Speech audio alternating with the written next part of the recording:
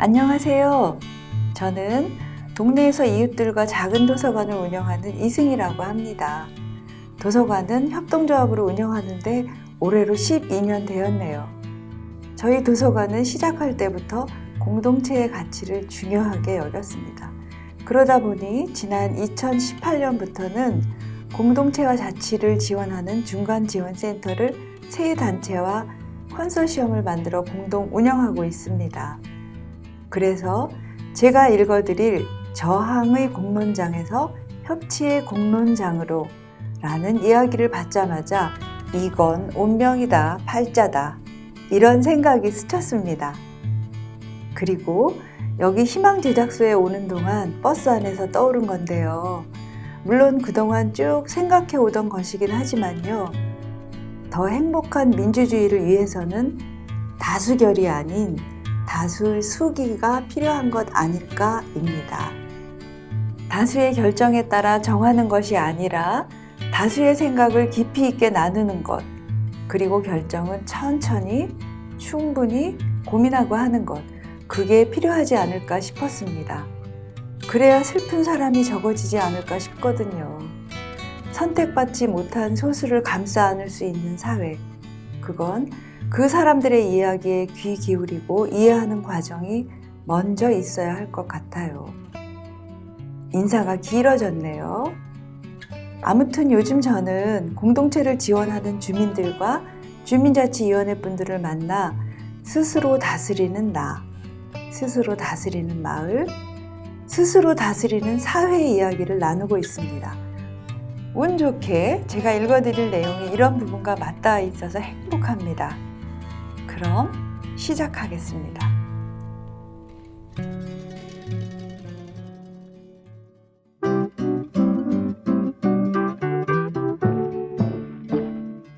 저항의 공론장에서 협치의 공론장으로 1. 들어가는 말.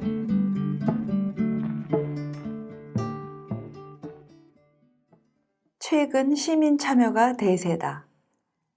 일상적인 문제부터 입시 제도와 같은 국가적 사안까지, 그리고 온라인을 통한 의견 제시부터 며칠 동안 진행되는 수기 토론까지 그 사안과 방식이 다양해지고 있는데 그 중에서도 많은 시민의 참여와 토론, 합의로 결과를 도출해가는 공론장이 주목받고 있다. 우리가 공론장을 주목하는 이유 중 하나는 공론장이 우리 사회에서 민주주의의 본래 가치를 회복하는 방안으로 인식되고 있다는 점이다. 현재 한국의 정치 상황은 권력을 가진 소수가 중앙의 거대 담론을 위주로 논의하는 구조이다. 이러한 상황에서 시민이 가진 주권을 강조하고 의사소통을 통한 민주적 합의로 더 나은 방법을 모색하는 수구의 민주주의가 대안이 될 수 있다.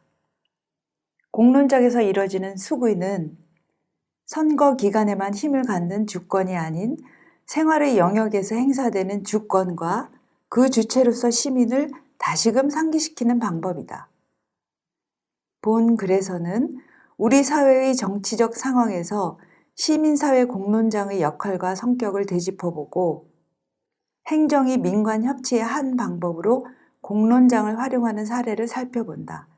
또한 희망제작소가 시민참여형 공론장을 운영한 사례를 공유하고자 한다. 그리고 공론장의 과제와 필요성을 다시 한번 강조한다. 2. 한국의 정치적 상황과 시민사회의 공론장. 과거 독재 정권 시기에는 반독재 민주화와 노동환경 개선을 위한 학생, 시민, 노동자가 결집하여 권력에 저항하였다. 이에 독재 정권은 폭력으로 시민의 요구를 무시하고 억압하였으나 민주화에 대한 요구는 더욱 강하게 확산하였고 결국 독재 정권은 시민의 힘 앞에 무너졌다. 민주화 이후에는 환경, 인권 등 시민의 삶과 밀접한 의제를 중심으로 활동하는 시민사회 단체가 성장하기 시작했다. 이들은 시민사회 공론장에서 담론을 주도하며 정치적 압력을 행사했고 시민사회 의제를 공적 영역으로 확장했다. 시민사회와 정부는 때로는 경쟁하고 때로는 협력하며 공적 영역에 직접적인 영향을 미쳤다. 그러나 이명박 정부 이후 시민사회에 대한 억압이 다시 시작되면서 시민사회 공론장 또한 국가 권력의 감시와 견제 대상이 되었다. 이러한 상황 속에서도 시민은 정보통신 기술을 기반으로 한 새로운 온라인 공간에 공론장을 형성하고 자발적으로 조직화하는 모습을 보였다. 일례로 2008년 한미 FTA 체결 반대 시위를 들 수 있다. 한편 마을 차원에서는 공동체를 형성하여 지역의 풀뿌리 공론장을 활성화하고 생활 정치를 실천해 나가는 주민이 성장했다. 권위주의 정부가 시민사회를 공적 영역에서 배제하려는 태도에도 불구하고 시민은 온라인과 풀뿌리 차원의 공론장을 통해 여전히 그들의 의제를 강화해 나갔다.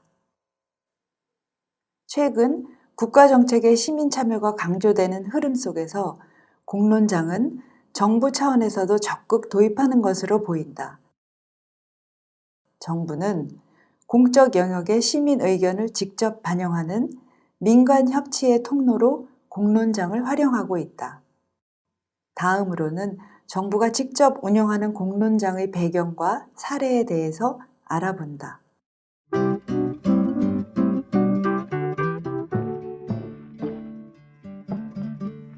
3. 공론장, 민관 협치의 방법. 행정 주도의 공론장 활성화 배경에는 시민의 높은 참여 욕구가 깔려 있다. 시민은 정치 권력의 무능과 부정부패를 확인하고 2017년 직접 정권을 교체하였다. 이 과정은 시민이 주권을 가진 민주주의의 주체로 자신을 각성한 계기가 되었고 문재인 정부는 광화문 1번과 청와대 국민청원 등을 통해 국민과 직접 소통하는 통로를 확대하였다. 또한 국가적 사안의 시민 참여형 공론화 과정을 도입하여 시민 의견을 적극적으로 반영하였는데 이 과정은 한국 사회에서 이해관계가 첨예한 사안일 뿐 아니라 그동안 전문 영역으로 인식된 분야에 시민 참여 방법을 도입했다는 점에서 주목을 받았다. 2017년에 진행된 신고리 5.6호기 공론화위원회는 시민참여단의 깊이 있는 수기 과정을 통해 권고안을 도출한 사례이다. 먼저 의제에 대한 대규모 시민 의견을 조사하고 성, 연령, 지역, 의제에 대한 입장을 고려하여 500명의 시민참여단을 구성하였다. 시민참여단은 2박 3일간 진행되는 수기 과정에 참여하여 학습과 전문가 질의응답, 이해관계자 토론, 분임 토론 등을 통해 해당 의제에 대한 이해를 높이고 이를 기반으로 정책 권고안을 제시하였다. 수기 과정은 다른 시민 의견 수렴 방식과 질적인 면에서 차이가 있다. 여론조사, 투표, 설명회 등의 시민 의견 조사는 다수결을 통해 결정된 합을 마치 시민 전체의 의견인 것으로 제시하였다. 그러나 수기 과정은 토론을 통해 다양한 시각에서 문제를 인식한 후 태도 변화와 의제에 대한 명확한 입장을 기대할 수 있다. 실제로 신고리 5.6호기 건설 재개 및 중단에 대한 의견 추이를 살펴보면 수기 과정이 진행될수록 유보적 응답이 감소하고 있음을 확인할 수 있다. 한편 2018년 진행된 대입제도 개편 공론화위원회를 살펴보면 공론장의 한계도 알 수 있다. 주제의 무게에 비해 짧은 기간과 수기 방식을 갖추고 있거나 토론 안에서 임의적인 설정을 부과하여 의제가 공정성과 객관성을 상실하였다는 점, 또 자유로운 토론을 제한하거나 설계를 외주하면서 수기의 목적과 방향이 상실되어 버렸다는 여러 문제가 드러났다. 우리 사회의 공론화 도입이 초기 단계인 만큼 이러한 한계가 앞으로의 과제로 제시되었다고 할 수 있다. 지방정부 차원에서도 공론장은 활성화되고 있다. 공론장은 풀뿌리 주민자치를 강화하여 지방 분권을 실현하기 위한 하나의 수단이 될 수 있다. 서울시가 추진한 지역사회 혁신 계획은 자치구 차원의 협치문화 조성을 자치구 스스로 수립하도록 지원하는 제도이다. 이 제도는 시민 참여와 소통을 강조하고 있다. 영등포구는 대토론장, 분과회의, 온라인 공론장, 민관 공론장 등의 과정을 거쳐 11개 의제를 도출해냈다. 이 의제는 시민의 필요를 반영하여 주민과 공무원이 함께 토론으로 구체화해 나갔다는 점에서 그 의의가 있을 뿐 아니라 실제 사업 진행 시에도 주민의 관심과 수용성이 높을 것으로 기대할 수 있다. 과거의 공론장이 정부에 저항하고 대립하는 시민의 공간이었다면 점차 행정의 영역에서 시민사회 의제를 수용하고 정책에 반영하는 협치 통로로 공론장이 활용되는 것이다. 이러한 공론장을 통해 시민이 공적 의제를 토론하는 기회와 범위가 확대되고 정책 결정 과정에 더 직접적인 영향을 줄 수 있다. 민간 협치 강화라는 정치적 사회적 변화 속에서 공론장은 다양한 형태로 활성화될 것이 기대된다.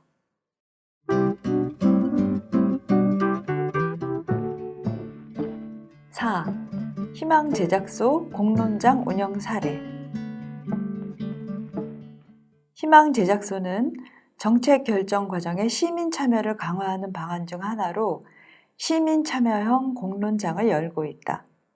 그동안 소수의 전문가 중심으로 진행된 정책 결정 과정에 더 많은 시민이 참여하는 과정을 설계함으로써 정책의 실효성을 높이고 실제 시민의 삶의 긍정적 변화로 연결될 수 있도록 노력하고 있다.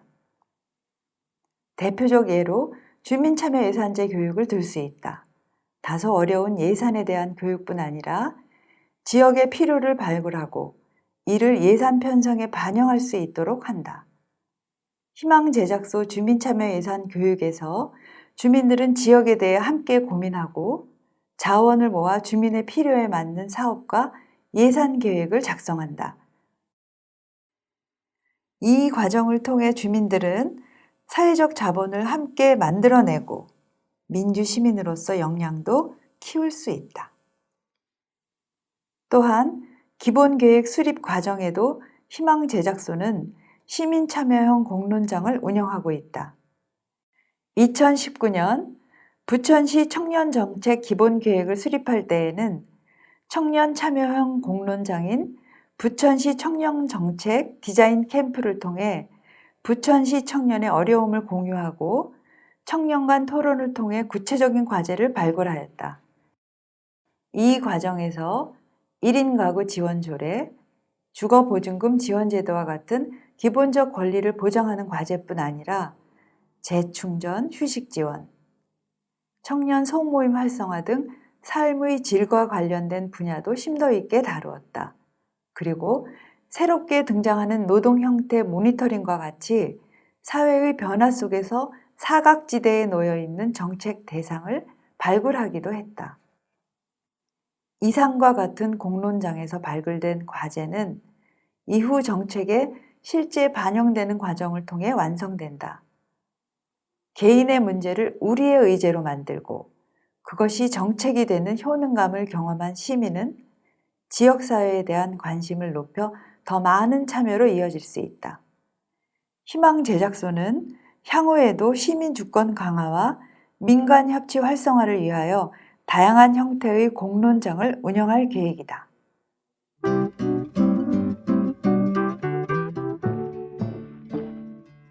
5. 결론 및 재현.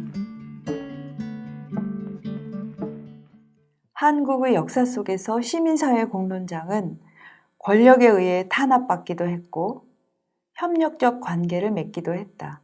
그리고 현재는 공론장을 통해 행정과 시민의 협치가 실현되고 있다. 그러나 높은 수준의 협치에 도달하기까지는 여전히 많은 숙제가 남아있다. 첫째, 공론장 결과의 수용이다.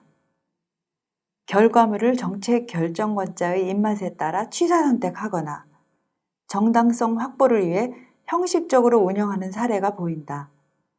이는 공론장이 내포하는 민주적 가치에 대한 인식 부재에서 비롯된 것이다. 이러한 공론장은 참여자와 주체자, 그 누구도 만족할 수 없는 일회성 행사가 될 뿐이다. 공론장의 기획부터 결과 반영 단계까지 깊은 고민이 수반되어야 한다.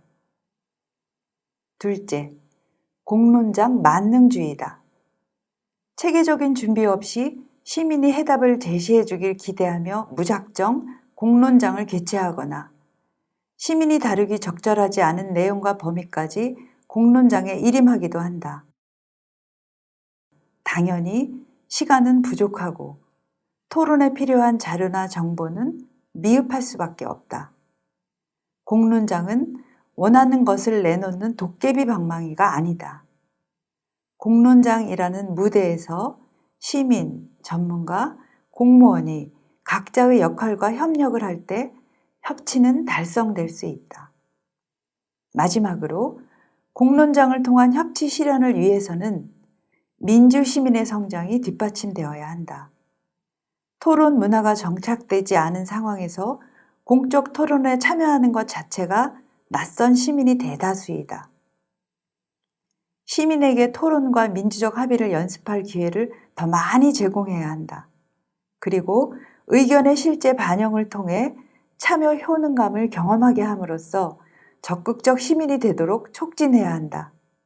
이러한 과정을 통해 시민은 토론과 참여를 하나의 문화로 인식할 수 있을 것이다. 치석처럼 박혀있는 사회 문제 해결을 위해서는 공론장이 더욱 필요해질 것으로 보인다. 비정규직 노동, 최저임금으로 인한 갈등, 청년 실업, 고령화, 기후변화 등의 문제는 어느 한쪽의 일방적 주도만으로 풀 수 없는 복잡한 과제이다. 이러한 주제를 해결하기 위해 시민과 행정이 함께 토론하고 해결 방안을 찾아가는 협치의 과정에서 공론장은 하나의 방안이 될 수 있다. 공론장을 통해 민주주의의 가치 확산과 시민 삶의 긍정적 변화가 실현될 수 있도록 더 많은 실험과 실천이 필요할 것이다.